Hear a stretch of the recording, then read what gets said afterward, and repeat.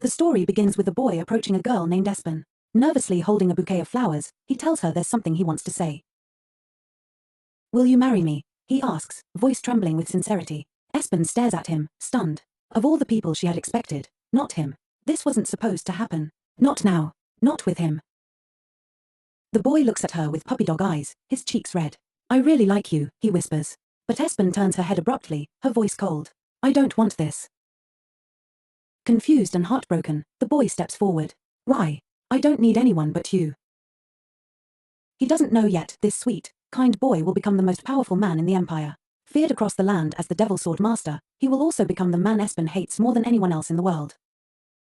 That hatred is why she pushes him away now. It's why she rejects him again. The force of her shove knocks the bouquet from his hands. She doesn't look back. "I have to go," she mutters, and walks away. Espen knew she should never have helped him. Not the boy who would one day become her sworn enemy. Just as she flees, a massive explosion rocks the street behind her. She doesn't stop, assumes she's hallucinating. She needs to leave the city, fast. But when she glances back, what she sees chills her to the core. A strange man stands there, staring at her. Before she can react, another man appears, floating in the air. This second one, too, she should be wary of. The floating man approaches and reaches out for her hand. "You don't have to worry. I'll help you," he says gently. "But you'll have to choose me over him." Everything is happening too fast. Her thoughts blur. And then, she blacks out. Let's rewind. To the left stands the boy who will become the youngest leader of the Imperial Knight Order, the strongest swordsman in the Empire. To the right, the man floating in air is destined to become the greatest magician of their time. And caught between them, is Espen, a time traveler accidentally entangled with two futures. In this empire, the Heavenly Knight Order is the most elite force. Only those with unmatched skill, regardless of age, gender, or status, can join. Those selected become national heroes. 10 of them are granted the rank of Royal Knight. At the pinnacle of this order stands one man, the current commander of the Heavenly Knight Order, Zeno I Black Knight, one of the Empire's 3 dukes and the youngest commander-in-chief in history. Espen Shuei was his vice-commander. An orphan with a large scar across her face, Espen was treated with contempt. Though her title was high, no one respected her. She was called a loser even by herself. And she hated Zeno with all her heart. During preparations for a royal ceremony, Espen slams her hand on a table. "Why are you giving the lead role to someone else?" she demands. The officer scratches his head. "I was told there was a change. You've been replaced. But I won the position. I earned it." The man shrugs. With that face, that scar can't even be hidden with magic. Zeno would look better in the spotlight. Espen clenches her fists. "I'll talk to him directly." She doesn't want to be hated, but the world seems determined to despise her. Outside, she bumps into Devio and Chaerin, another knight. "I heard you lost your role," he says. "You deserved it, but maybe it's better if Zeno takes it." Espen doesn't reply. She lowers her gaze in shame.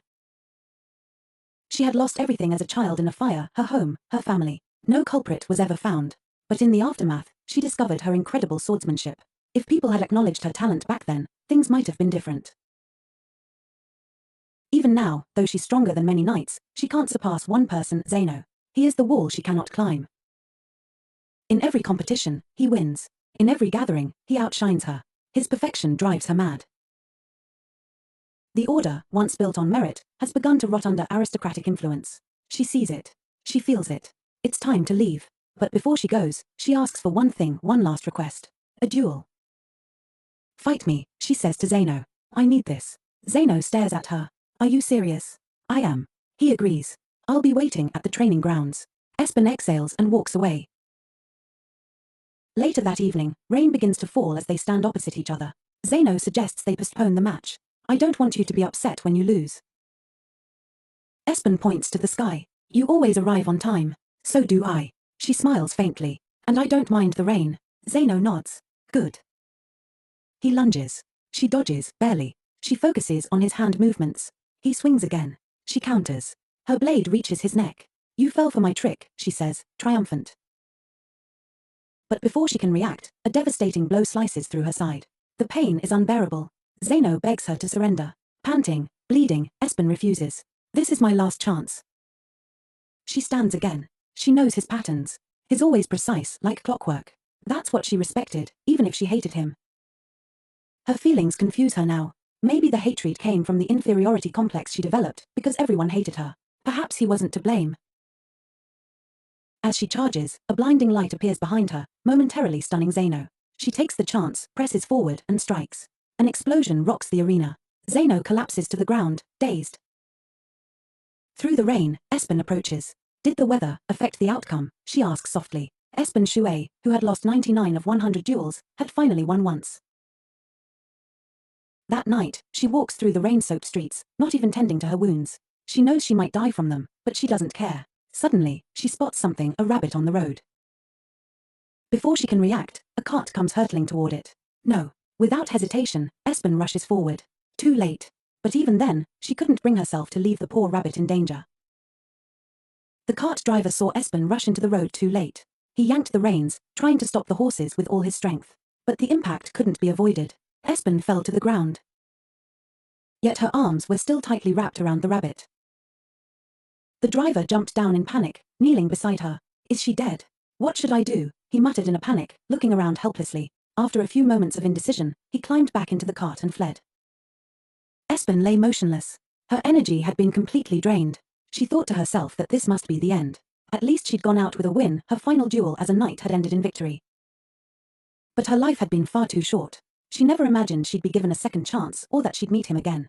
The man she hated more than anyone in the world. Sometime later, Espen awoke lying in the grass.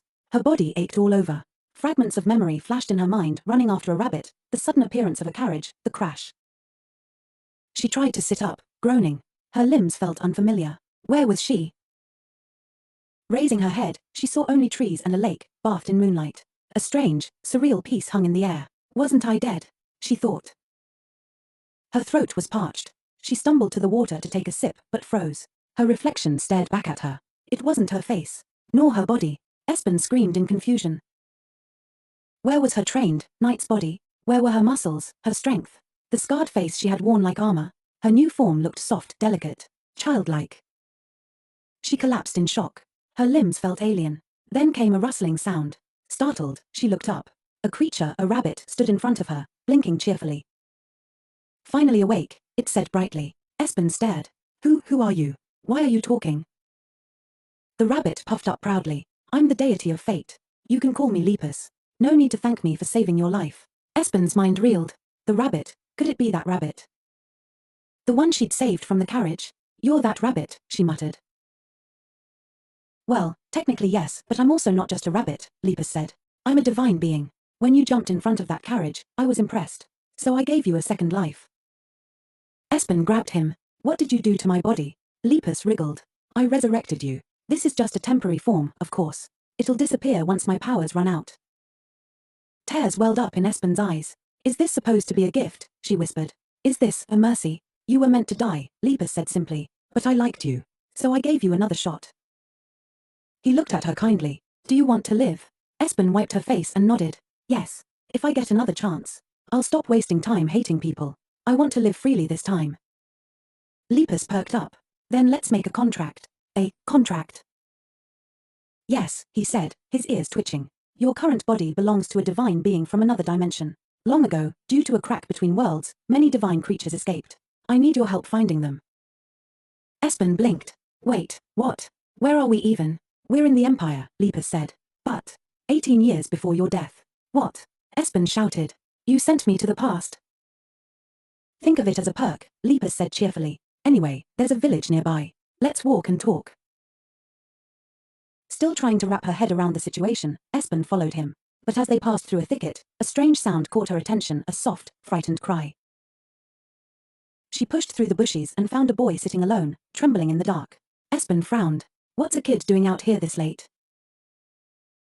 Up close, the boy had a delicate face, handsome, even, but his tear-filled eyes unsettled her. They were the same color as his. As Zeno's. No way, she thought. Zeno couldn't have been this timid as a child. Why are you shaking? She asked. Are you one of the gang that was chasing me? He stammered. Espen tilted her head. Gang? Realizing she didn't know them, the boy burst into tears again. Wait, please stop crying, Espen said, panicked. I can't handle crying kids. She squeezed Lepus like a stress ball. Do something, he yawned. I'm invisible to children, remember? Espen turned back to the boy. What are you doing in the forest? It's dangerous. You're a child too, he mumbled. Don't get cheeky. The boy apologized quickly, then explained. There's a kid named Pantheon and his gang. They bully me. Our teacher really likes him, so no one stops them. They left me here after training. Espen examined his bruises and torn clothes. They beat you up. He nodded, sniffling. Espen's jaw tightened. She remembered similar bullying back in the Night Order. She'd stood up for the weak then and been hated for it. But it had always been worth it. You didn't do anything wrong, she told him gently. They're the ones with issues. What should I do? He asked. Fight back, she said with a smile. The boy looked doubtful. I can't. Just then, shouts echoed through the woods. Where are you, Snotnose? Lepus twitched. A fight's brewing. Espen muttered, don't be ridiculous. I can't even stand properly. You're still adjusting to your new body, Lepus explained. A moment later, the gang appeared, 3 boys sneering with malicious glee. Pantheon, the leader, laughed. Thought you could run? You'll get special treatment now. Our teacher gave us permission, another boy sneered. Espen scowled. 3 against 1. Pathetic. Pantheon blinked at her. Who the hell are you? I'm someone who believes in fair fights, Espen said sweetly. You want to be knights, right? Then stop acting like cowards. Try fighting one-on-one, if you dare. Pantheon growled. Big words for a little brat. He lunged at her with his sword. Espen sidestepped easily. Who taught you to swing like that? They should be fired. Then she raised her wand and slammed it to the ground. A blast of energy exploded beneath Pantheon's feet, sending him flying. Espen looked down at him. You're a pathetic bore. Pantheon scrambled to his feet, furious. Don't just stand there. Get her. Another boy charged, swinging wildly. Espen dodged, landed a punch to his face, and turned to the last attacker. Within seconds, the whole gang was groaning on the ground. You'll regret this, Pantheon wailed before fleeing. Espen sighed. They always run. She looked at her hands. What is this body? I haven't trained it, but it moves like I have. Lepus giggled. Didn't you say you wanted the best? I gave it to you. Espen ignored him and turned to the boy. You okay? He nodded, eyes wide with admiration. You're amazing. Thank you. Espen gave a rare smile. On her head, Lepus danced happily. I've never seen Pantheon run away from anyone before, the boy said. None of the boys had ever managed to beat Pantheon before.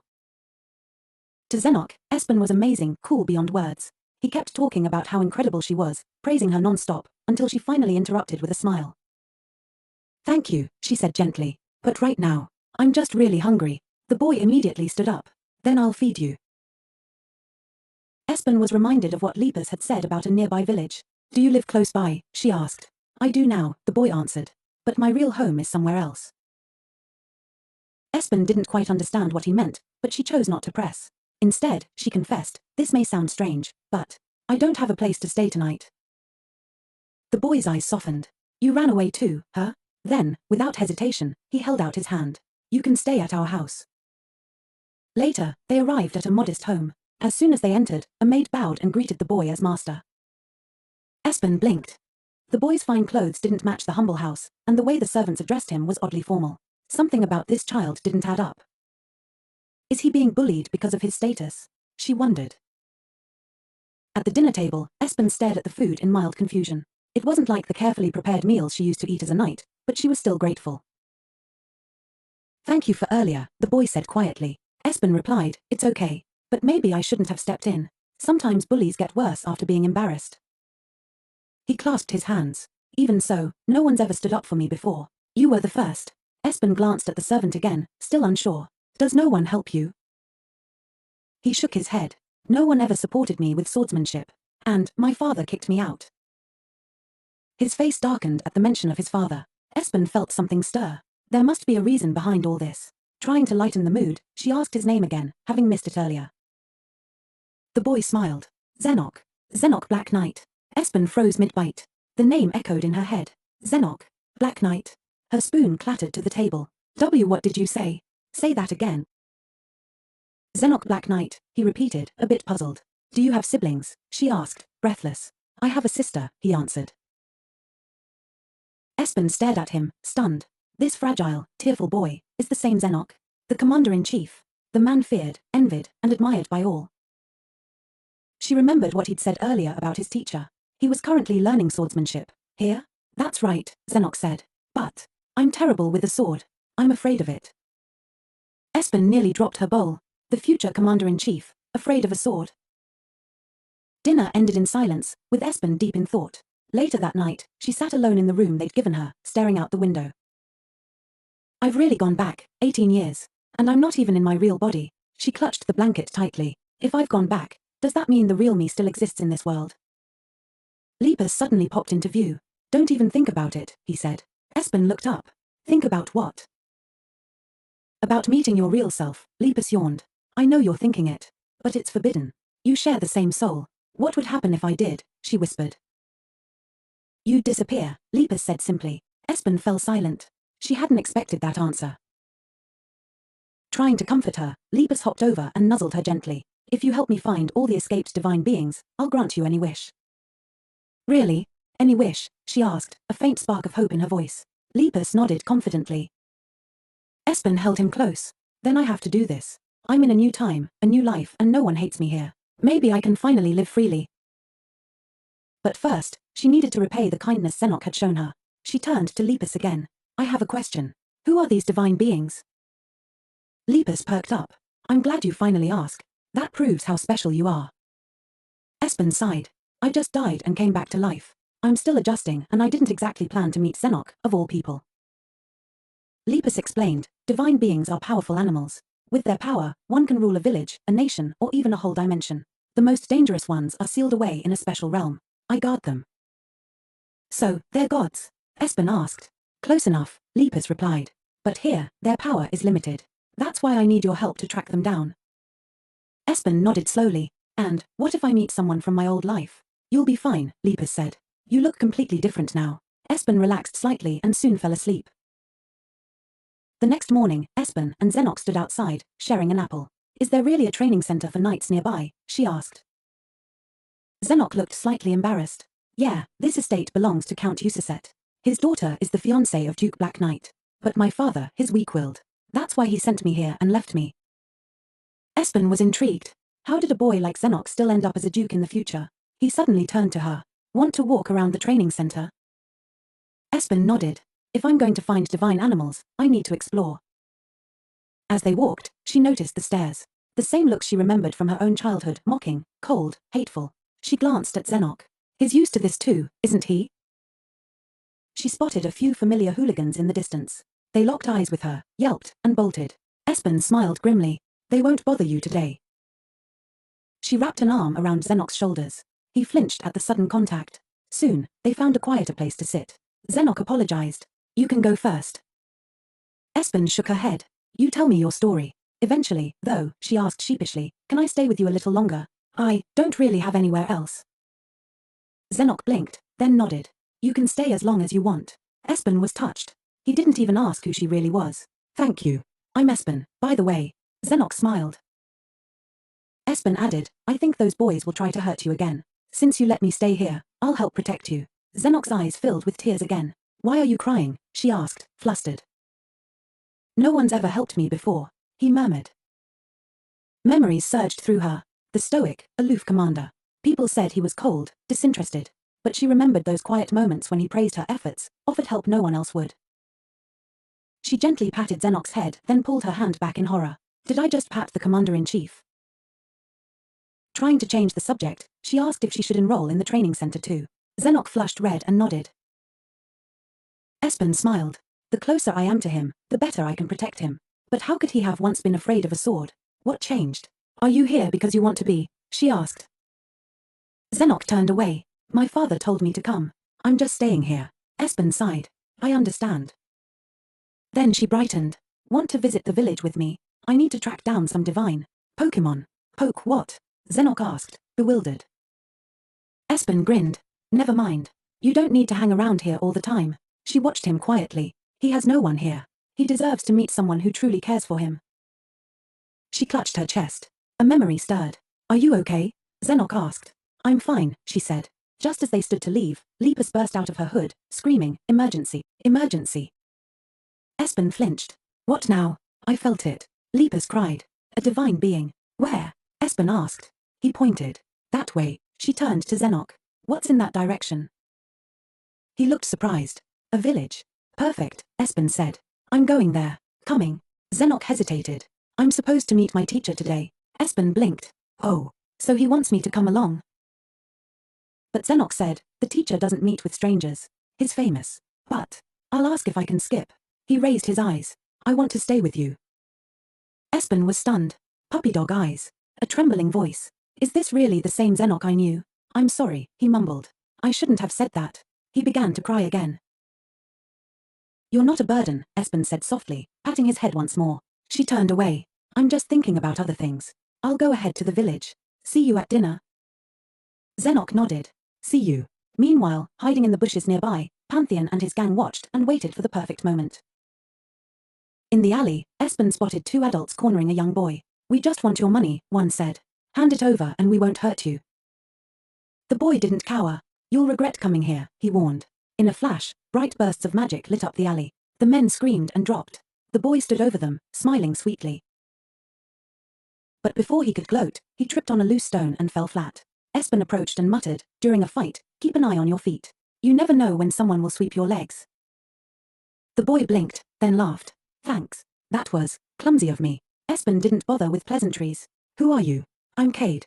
A magician, he said proudly. Nice to meet you. Espen stiffened. A magician? Her mind reeled. The knightly order she belonged to had a few mags, but most lived in the distant magic tower. Seeing one out here was unexpected. Cade stepped closer. Are you okay? I hope I didn't hit you with that blast. I'm fine, Espen said. Just surprised. I've never seen magic up close before. Cade grinned. Do you live here? She hesitated. My name's Espen. He nodded, then looked at her more curiously. Espen. Her heart skipped. Why does his name sound so familiar? She asked, aren't you a bit young to be a magician? He twirled his wand. And you're a bit young to handle a branch like that so well. She smirked. I'm a knight. Impressive. Cade lowered his wand. I'm not from here. I'm traveling with my teacher, a great magician. Lightning seemed to shoot through Espen's mind. Cade. The great hermit magician from the future? She remembered, when she was vice commander, the emperor had fallen gravely ill. Only the magic of one mysterious wizard could cure him, Cade. He appeared suddenly, healed the emperor, then vanished. Despite endless searches, no one ever found him again. And now, he's standing right in front of me. Espen's mind whirled. I have to befriend him. While Cade dealt with the fallen thugs, Espen asked, why are you in this village? We heard rumors of a strange phenomenon, he said. We're collecting special treasures. Treasure? Espen asked, intrigued.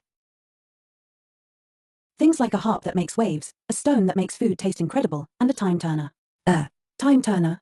Espen's brain exploded with confusion. Yeah, Cade said cheerfully. With it, we could travel to the future. Before Espen could respond, Lepus shrieked, emergency. The Snow Weaver had appeared.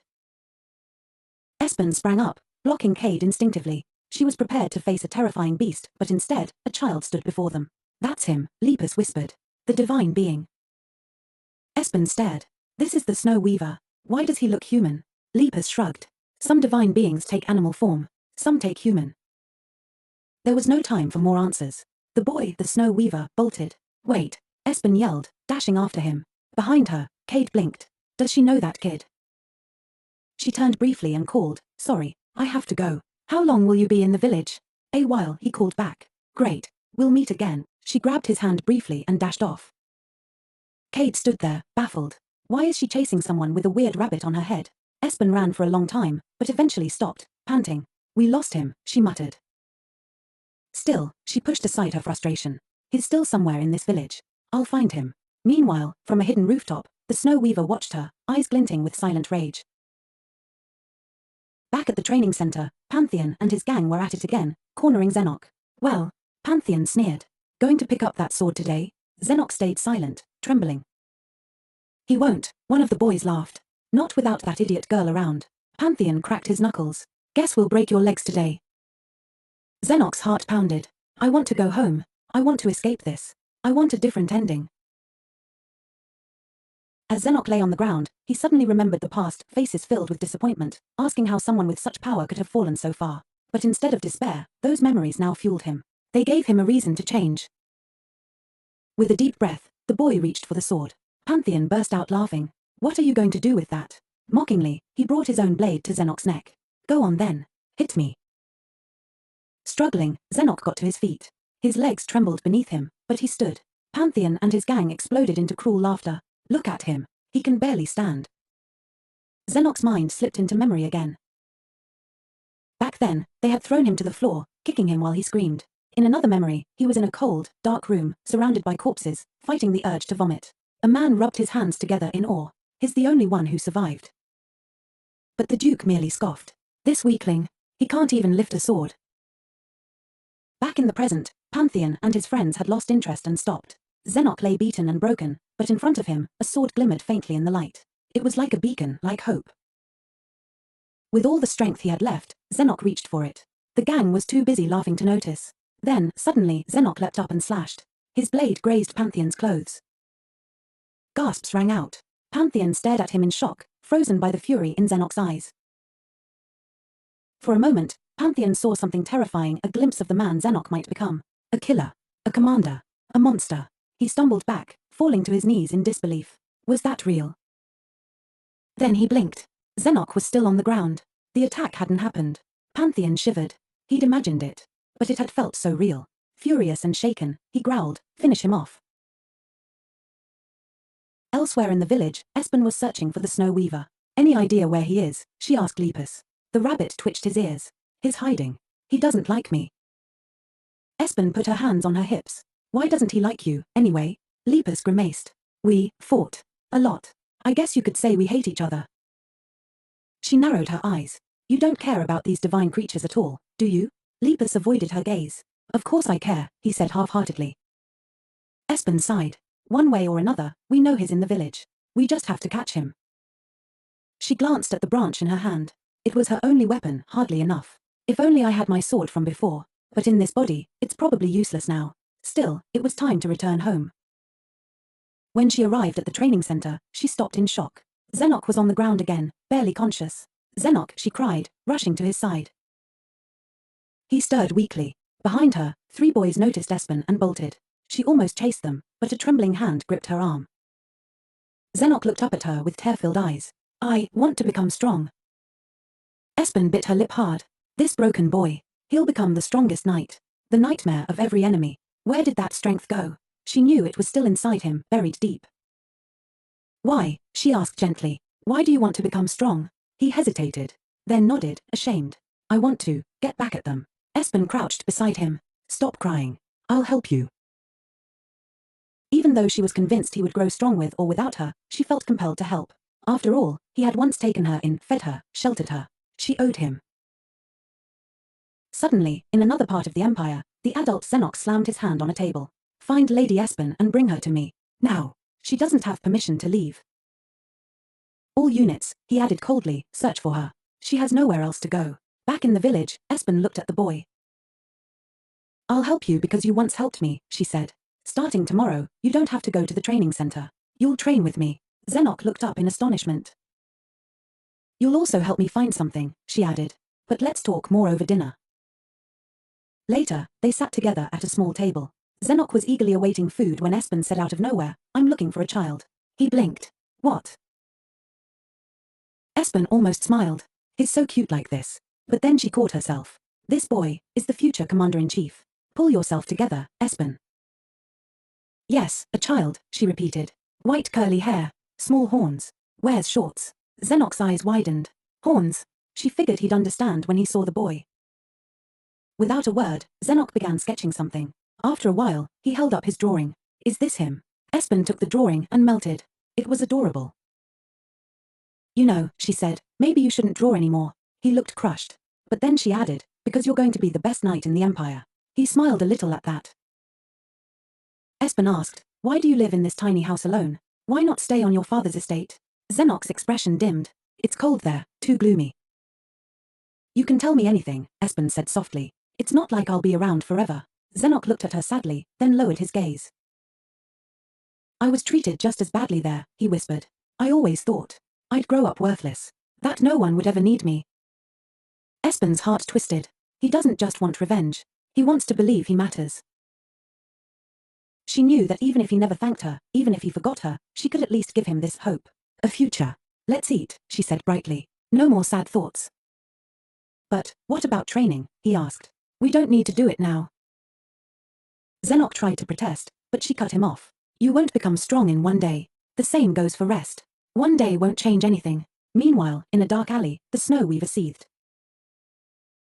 He replayed the moment he had seen Lepus sitting on a human's head. Why was he with a person? Why is he with her? He clenched his fists. I won't let this go.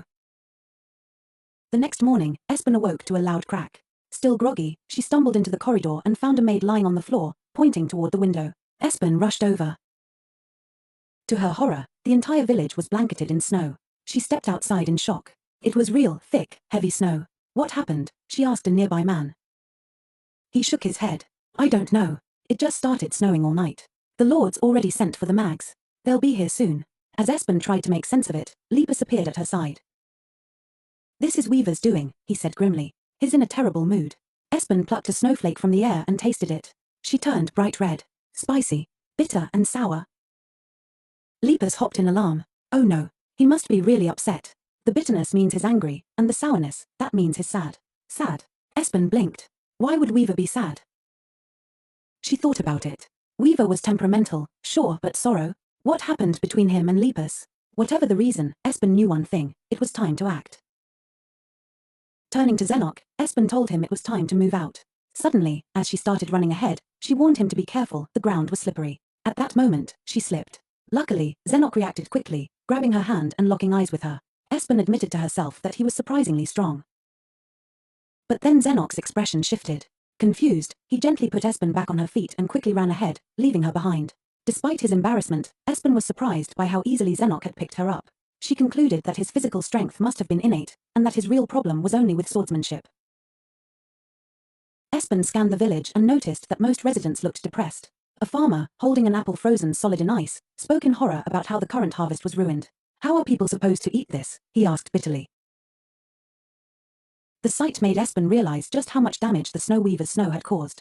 This snow was dangerous, more than just a miracle, it was a curse for the village. She couldn't believe a divine creature could bring such harm, but something had to be done. Espen turned to Lepus and asked if he could reveal himself so others could see him. Lepus snorted, I could, but why would I want to? Espen insisted he show himself to Zenok. Lepus was reluctant but eventually gave in with a sigh. Using divine manifestation magic, he revealed himself to Zenok. The boy stared at the rabbit, confused. As he reached out to touch Lepus, the rabbit bit his finger. Espen reminded Zenok they were looking for someone, a child, and that Lepus was important for this search. She introduced Lepus and assured Zenok he was harmless. Lepus looked Zenok over and said, You're obsessed with a lot of things. Zenok blinked. What do you mean? Lepus shrugged. You don't seem to know much yet, that's probably better. Espen explained that Lepus was a divine creature, like the boy they were searching for. After finishing her story, Zenok surprisingly understood and believed her, despite how strange it all sounded. Looking into Zenok's eyes, Espen saw something new, hope, perhaps. But she struggled to shake the thought that the boy before her was the commander-in-chief. She pushed it aside, still finding it hard to believe these two seemingly different people were the same. Meanwhile, Lepus watched Zenok closely, noting his many obsessions. He also observed Espen, realizing she didn't yet fully understand Zenok's character. He decided not to interfere, they seemed happy and sweet now. Sometimes, ignorance really is bliss. They began asking villagers about a boy with white hair. One man said he'd never seen anyone like that, and another scoffed at the idea of such people existing. It was clear their investigation would be difficult. Suddenly, a loud scream broke out behind them. The villagers turned. A man shouted in horror that he had fallen because of a boy with snow-white hair and strange ears. Espen and Zenok exchanged a look. No doubt, the Snow Weaver. The man described the boy as wearing shorts, which was strange in such cold weather. Espen interrupted, bewildered, and asked where exactly he had seen this boy. The scene shifts to the Snow Weaver standing on a rooftop, watching his own creation unfold. Nearby, a happy girl and her mother were building a snowman, which was already taller than the girl. The mother suggested making another one, and the girl eagerly agreed. The Snow Weaver watched silently, a deep loneliness in his gaze. I don't have parents, he muttered to himself. Suddenly, driven by an unknown hatred, he hurled several ice spears toward the mother and daughter. The ice shards pierced the ground, shattering the snowman they had built. Just in time, Espen arrived and protected the mother and child, calming them before sending them away safely. At that moment, the Snow Weaver spotted Lepus and knew it was time to act. He launched a barrage of ice spears at Espen, who skillfully deflected the shards with her single branch. Despite her weapon's limitations, she wondered if her old sword skills would serve her now. A volley of ice shards flew toward Zenok, who froze in shock. Espen rushed to his side, blocking the shards with her branch. The branch shattered. Espen panicked, but Zenok pointed to the blacksmith's table nearby, where various weapons lay. Spotting a sturdy sword, Espen dashed for it just as Weaver attacked again. She easily blocked the incoming assault. Lepus, impressed, declared she had made the right choice. Both Zenok and the Snow Weaver were confused by Espen's skill. They didn't understand who she really was or why she was so strong. Weaver prepared another attack, but Zenok stepped in, blocking it. Espen shouted for Zenok to grab a nearby barrel and throw it. Without hesitation, he grabbed the barrel and hurled it at Weaver, striking his head and leaving him stunned. Seizing the moment, Espen launched a powerful jumping strike. She landed hard and wondered if it had worked. As dust cleared, she saw a strange creature lying on the ground. Where did the boy go? She wondered. Approaching, she grabbed the creature by the tail to check if it was alive. After a while, realizing he showed no signs of waking soon, they knelt beside the Snow Weaver. Slowly, his eyes fluttered open. The first thing he saw was the puzzled faces of the two children. He twitched and screamed in confusion, demanding to know who they were. Espen asked Lepus why Weaver had taken such a form when he had been human moments ago. Lepus explained that divine beings revert to their true forms when shocked. Espen asked why Lepus looked like a bun. The rabbit screeched in protest. This isn't a bun. Weaver watched them with growing anger. Suddenly, Espen looked up and saw that more snow was falling and too much of it. Lepus warned Weaver not to waste his power, or he might disappear. Weaver laughed darkly. Disappear? What does it matter? He transformed back into his human form and glared at those around him. Then, with strange magic, he scratched Espen's cheek. He turned to face Zenok only to realize that the boy was not at all what he pretended to be. Surprised and scared, Weaver jumped up and charged at Espen, pushing her to the ground. Zenok tried to catch her as they fell. He asked if she was okay, his face inches from hers. Suddenly blushing bright red, he quickly looked away, embarrassed by how close they were. Espen changed the subject, suggesting the child Weaver was after had run off again. Zenok sighed. Espen smiled and patted his head. Thanks for helping me. You're a great guy. Those words touched Zenok deeply. He had never heard them before. They couldn't stay on the ground forever, so he helped Espen to her feet. As Espen spoke with Lepus, Zenok sat beside her, clutching her dress. Am I useless? He asked quietly. Espen smiled warmly. Don't say that. You've tried so hard. I'm proud of you. The more she looked at him, the more the image of the commander-in-chief faded from her mind. She noticed tears in Zenok's eyes. What's wrong? She asked gently. I feel better now, he said softly. Looking at Zenok's sincere smile, Espen realized he wasn't as broken as before. He was her friend now. Meanwhile, Lepus watched the two chatting happily. With a heavy sigh, he muttered that Zenok was still obsessed and that Espen would regret this. A week passed. The village remained buried under snow. One villager even feared that a house might collapse under the weight of the heavy snowfall. The snow kept falling, growing thicker. And after Weaver fled, he was never seen again. Espen naturally assumed that Weaver was hiding somewhere, but she knew it would be difficult to find him. Despite the drastic climate change, most local residents had managed to adapt, though not all. Many were panicking, anxiously asking when the mags would arrive. They hoped for the real mags this time, not like the last time. Everyone just wanted this damn snow to stop. Espen understood why they were so upset. But if the royal knights came to the village, the situation would become far more serious. From her experience, she knew those knights did not forgive anyone who harmed the people. Turning to Lepus, Espen asked if he really had no idea why the Snow Weaver was acting this way. The rabbit simply shook his head and settled more comfortably on Espen's head. She couldn't tell if this little dumpling with legs was truly going to behave or misbehave until the very end. At that moment, Lepus finally said that divine animals had no concept of family. However, Weaver deeply wanted to be more human, to have a family of his own. That was why he took on a human form and moved to the village. Espen remained curious about why Weaver hated Lepus so much. The divine creature explained that he had wanted to take Weaver in and make him his ward. Lepus assumed this was the idea of parents. Espen shouted in disbelief, that's not how it works. Lepus sighed and admitted he didn't really understand what being a parent meant. Espen said she understood but reminded him that when the royal knights arrived, they would capture the Snow Weaver.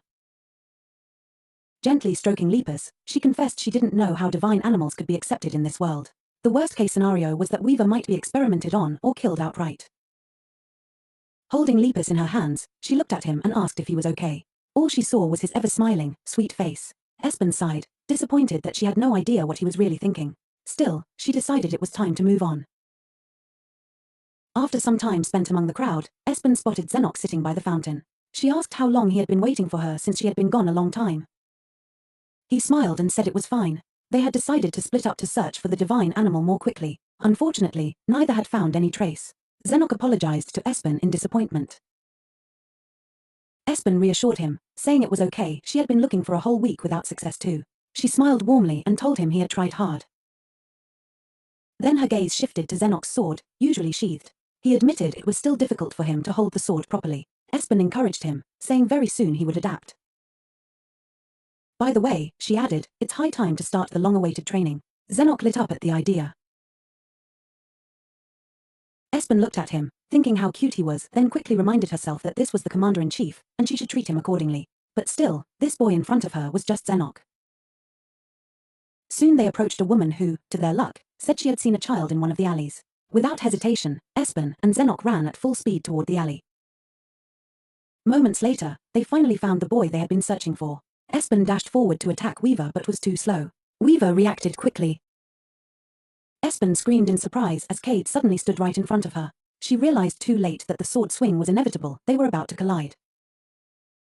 But Cade raised his cane and apologized to Espen. A moment later, Espen was soaring through the air, much to her shock. Cade smiled and asked if he remembered correctly. Her name was Espen. Still bewildered, she nodded silently. After a moment, she came to her senses and, horrified, apologized, explaining she had mistaken him for someone else. Cade laughed and told her it was fine, no need to apologize so much. Still, Espen stood her ground and kept apologizing, as she hadn't expected to meet him. Suddenly, Cade asked what had actually happened. Why had she attacked someone? Espen laughed and explained they were searching for someone, a boy about Cade's age, which was why she had confused them. Cade smiled and noted that alleys were dark, so such mistakes were understandable. Then he asked who was standing next to her. Espen happily introduced Zenok as her friend who was helping her. Cade greeted Zenok, who stood behind Espen, visibly surprised. Espen laughed and explained Zenok was a bit shy. Cade saw something in Zenok that Espen did not notice, and was surprised by this. Deciding not to dwell on it, Cade said he didn't know why they were searching for that man but offered to help them anyway. Espen thought it would be good to have the support of a great mage in the future. She simply thanked him for his offer. Unfortunately, Espen realized that Zenok might have too many questions she couldn't answer. So, she politely asked him to keep everything a secret. She warned that if it became difficult, he might not be able to help her. Zenok was surprised but agreed to honor her request, promising to stay quiet like a fish. He sensed something interesting was happening. Espen sighed and asked if he had ever heard of divine animals. Zenok replied that he had. They were beings from other dimensions, he explained, recalling what his teacher had said about the world being divided into multiple intertwined dimensions. Sometimes, creatures appeared from these intersections, and occasionally, people even moved through time. Espen decided not to reveal how much she actually knew, so she feigned surprise and said she now understood what divine animals were. Zenok added that many magicians didn't even know the concept, so it was surprising that Espen knew anything about them. Espen smiled, but before she could say more, a scream pierced the air from the nearby square. They turned toward the noise, confused. Voices shouted that they had found the suspect. Espen assumed this was exactly what they had been searching for and urged the boys to follow the cries. After a short while, they reached a corner and cautiously peered around. They immediately noticed some commotion. Knights were there, but where were they headed? Espen wondered if the knights had realized the snowfall was caused by the snow weaver, who had attacked people. A report had been filed, meaning trouble was coming. Espen turned to Zenok and suggested they follow the knights. Perhaps what they sought would be with them. Zenok, puzzled, told her the knights had split up and were moving in different directions. What do we do then? He asked. Espen guessed they would have to split up as well. Cade volunteered to go alone. If the target wasn't with him, he could immediately alert the others. He planned to cast a tracking spell and send a signal if Weaver was nearby. He then asked who they were looking for. Espen, not one for many words, answered simply, a child with horns. Cade nodded, saying that if he found the boy, he'd launch magical firecrackers into the sky as a signal. Meanwhile, the knights were frustrated, wondering how they had missed the snow weaver. One asked if everything had been thoroughly checked. Espen checked on Zenok, who said he was fine but noted the knights seemed to have lost the weaver. He asked, surprised, what they should do next. Espen concluded that the knights were searching for the same thing, so the snow weaver couldn't be far. It would be ideal if Lepus could sense Weaver's presence, but the little lamb always avoided him. Suddenly, Espen raised her head and spotted Weaver. It was a stroke of luck. Weaver was peering around a corner, thinking about those annoying people. He had used considerable effort to erase his tracks. At that moment, he heard a rustle behind him and spun around in horror. Espen stood before him, grinning widely. So, he was found. Weaver immediately tried to escape, but Espen told him firmly he wouldn't get away so easily. She flipped forward and suddenly stood right in front of him. Smiling, she said, "As I told you before, you can't hide from me." Weaver knew he had to avoid falling into her hands at all costs. In response, he conjured a huge ice floe that hung suspended in the air. Espen recognized the danger. If the ice fell, it would attract attention. The knights would surely arrive. That would mean Weaver's capture. Weaver, clearly in a foul mood, warned Espen to leave or he would kill her. Espen sighed, realizing she had no choice. She couldn't make much noise, so she'd have to take him down quietly, but she only had one chance. Swiftly, she flew past the ice floe and made a precise sword swing. Moments later, she pulled Weaver off balance, knocking him to the ground. Raising her blade, she pointed it at him. But Weaver wasn't ready to surrender. Espen watched in confusion as anger suddenly flared within him. He declared he would destroy her, tired of enduring this chase. Espen asked why he hated her so much. Weaver responded bitterly, asking if she really didn't know. At that moment, Zenok called out that the knights were already approaching. Espen knew things were getting out of control and fast. Just then, Cade appeared above them, having finally found them. He smiled and asked if they needed help. Espen screamed that they absolutely did. Meanwhile, the knights had arrived at the reported scene, but it was empty. One knight said he thought he heard noise coming from nearby but figured they must have imagined it. They decided to check elsewhere. Cade smiled and said everything was ready. Espen asked if they would remain undetected. The mage confirmed the barrier would keep their actions hidden from those outside. Relieved, Espen drew her sword, ready to use her power to the fullest. Cade looked puzzled, realizing she was a sword master with unusual strength for her age, maybe even a prodigy. After some time, Weaver was captured and tied up with ropes. Before the battle, Espen looked much more confident than before. It had been so long since she last stretched and prepared her body like this. She immediately approached Zenok and asked if he was hurt. The guy replied that everything was fine. Cade thought for a moment and realized that Espen had simply managed to catch this overly active divine beast some time ago. Zenok then pointed to the broken canopy and asked Cade if breaking it might pacify the lamb. Cade suggested that it just might work.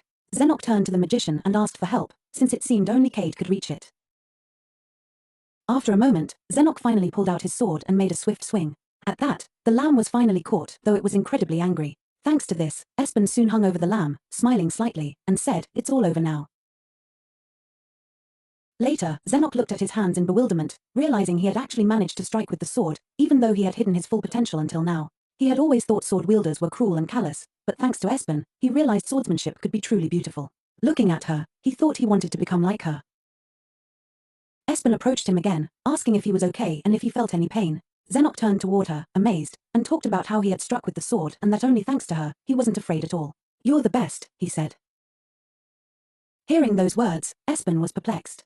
On one hand, it was nice to hear. On the other, it brought back memories of the commander-in-chief telling her she was the best and could be proud of herself because she was his only deputy. She still couldn't understand why these long-forgotten memories kept resurfacing.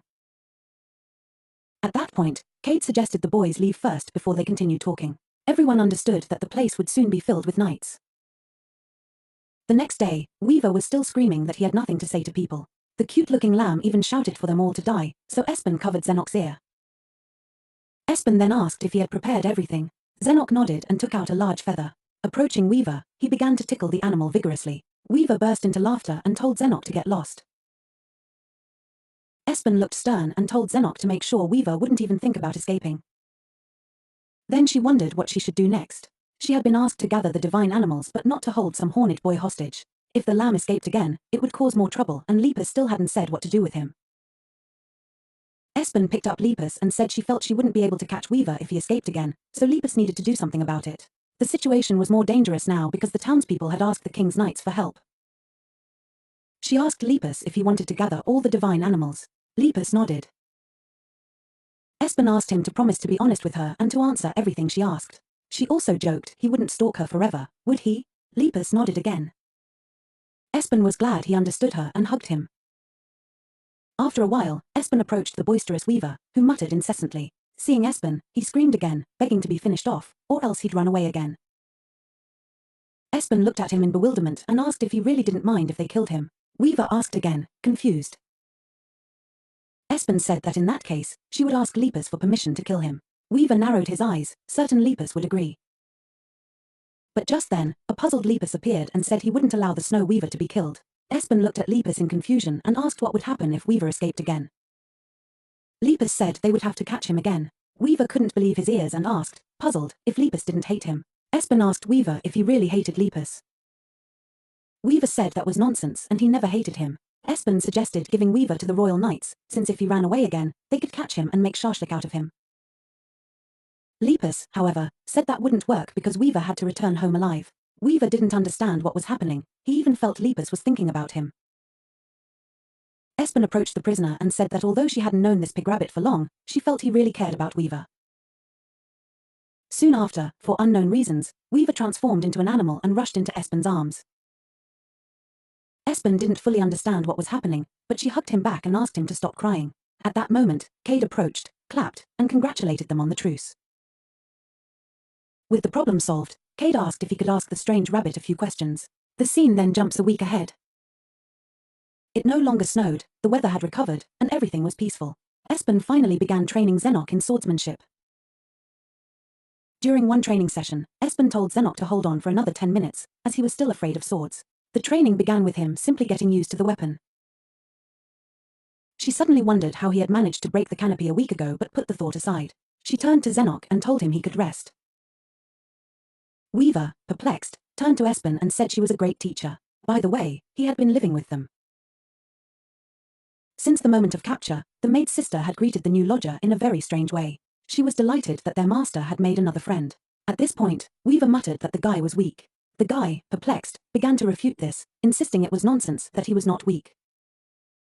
Espen watched them but her thoughts were elsewhere. Before long, Cade asked her if the rabbit really told her to catch the divine animal, suggesting that was why she stayed at Xenok's house. Espen replied that she simply had no other place to sleep. Cade looked surprised and asked if she would like to come stay in the dorm where he lived. He could help her find other creatures nearby and said his teacher would also be able to assist her from time to time. Espen understood that Cade's teacher was someone who could make the boy a great magician. The offer sounded very good, but before she could respond, Xenok intervened. The guy, looking perplexed, told Espen to stay and live with him. He grabbed her hand and asked if she could stay by his side. Espen blushed fiercely but tried to stay composed, reminding herself that the commander-in-chief was standing in front of her. She laughed and told Cade she wouldn't be able to move into the dorm. Cade said they'd see each other next time, and Espen agreed it made sense since she had to teach Xenok in exchange for being allowed to live with him. By the way, she suddenly wondered where the next divine animal might be. Meanwhile, a certain creature standing in front of the gate began to sense the smell of Snow Weaver nearby. The next day, Espen asked Cade in bewilderment if the magician would really come here. Cade said the Lord himself had personally sent the request because of the snow situation, and he would come to the city to investigate. Espen was at a loss. She didn't know what to do, knowing that a magician from the Heavenly Knightly Order would arrive soon. Cade patted her on the shoulder and told her not to worry so much. If the magician failed to find the divine lamb, the situation would soon calm down. At that moment, Weaver pulled out an ice cube and warned Cade that if the magician tried to harm Espen, he would immediately give him an ice cube. Suddenly, the room fell silent. Weaver himself said he wasn't sure the magician would succeed. From then on, they affectionately called him Wee. When Wee moved in with them, Espen asked if he knew anything about other divine animals. He only shook his head, it seemed he hadn't even seen others. But it would be good for her to know something. After thinking for a moment, Wee said that when he woke up in this world, there were 3 divine animals. Espen asked in surprise. He said he clearly remembered the green meadow where they lay. One ran away chasing lightning, another went to find flowers, but Wee was the only one left in the city because he stayed behind. Espen immediately realized the divine animals had scattered in all directions, meaning they would need to search beyond the city. The scene then shifts to the palace. A man asked in surprise if the Duke's son had returned yet. The butler replied it had been a long time since he was last seen, and that the teacher working with Xenok hadn't seen the boy in ages. Lord Asset was very unhappy. He said it was bad Duke Black Knight's offspring was a foolish boy, and he had been told to look after him. The man added that if he could make a warrior out of the boy, he'd be generously rewarded. He had even hired an expensive teacher to instruct Xenok and immediately ordered the boy and teacher to be called. The butler asked again in surprise. The man said he had to take control of the situation or nothing would work out. Meanwhile, Cade returned to his place, but Xenok began training hard. Soon, Xenok stood up and asked Espen in surprise who had taught her swordsmanship. Espen smiled and said she was born talented. Xenok looked at her admiringly and said that was cool. Espen calmed him down and said she was joking. When she was little, she had a teacher, a retired knight of the Heavenly Order. Well, technically, he was still active. She admitted she had improved her skills a lot where she studied. There was a man she considered a genius who always stood in her way despite her efforts. But she respected him. Zenok listened intently, never taking his eyes off Espen. Taking a step closer, he asked the question that interested him most. Did she like the commander-in-chief? Espen laughed, wiped tears from her eyes, and told Zenok not to be ridiculous. She said she didn't like that man at all, she hated him more than he could imagine. At that moment, a memory popped into her head, the commander-in-chief asking her if she'd slept well that morning. She blushed like a tomato just remembering it. Zenok looked at her in bewilderment and asked what had happened. Espen, almost with tears in her eyes, said everything was fine, then told him to continue training and not get distracted. Suddenly, the boys heard rustling behind them. Turning around, they saw the same young bullies who had previously tormented Zenok. Espen yelled at them, asking if they were going to follow the victim home now. She swung her sword and placed the blade right at the leader's neck.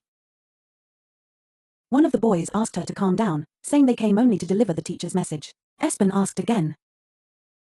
Pantheon said she had heard everything correctly. Looking at Zenok, the guy said the teacher was looking for him. Espen immediately recalled that the man had come from far away and was a famous knight, but she knew that teacher Zenok wasn't the type to waste words. The situation felt unusual, so they needed to think carefully about what to do. Espen sheathed her sword and asked how she could trust that they were telling the truth. She reminded them they had mocked Zenok earlier. One of the boys shouted that they weren't lying, but Pantheon quickly shut him down.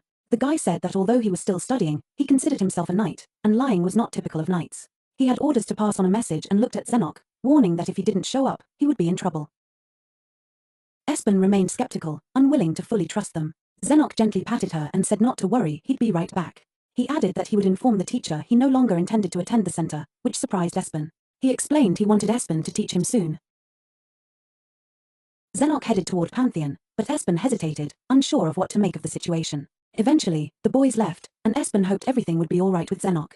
The expression on Zenok's face popped into her mind, the one that always made her feel sorry for him. Jumping up from her stump, she decided she had to follow him.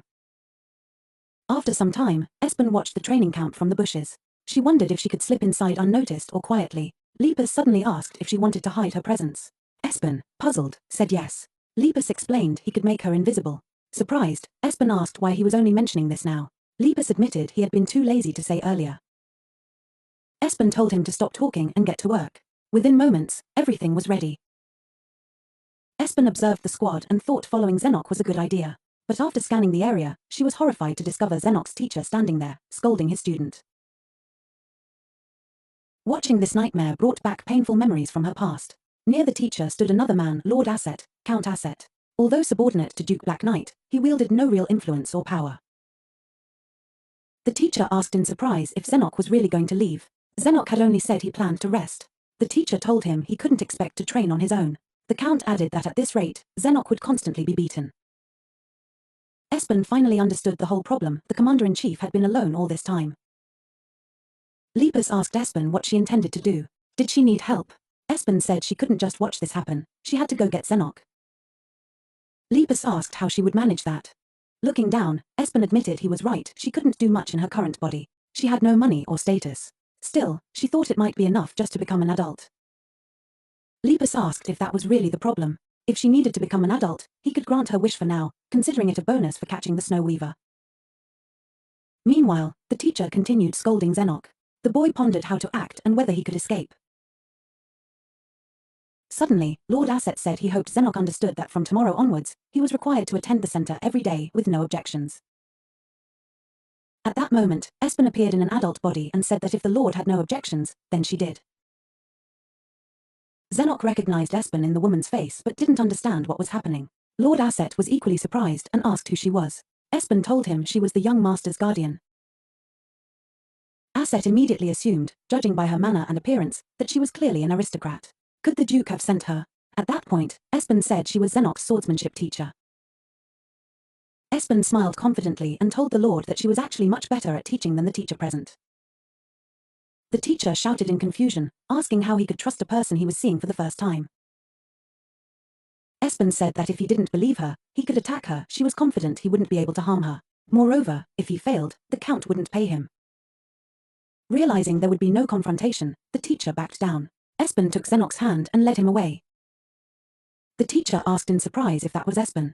The girl said she'd explain everything later. Suddenly, the teacher told her to wait. If she truly was teaching the young master, then Zenok needed to show the results of his training. He pointed at Pantheon and said that if Zenok could defeat his student, he would accept defeat without question. Espen agreed but warned that neither side would be able to go back on their word. The teacher then looked at the count. Lord Asset smiled and declared he was sealing the deal in the Lord's name. The loser would have to submit to the winner's terms.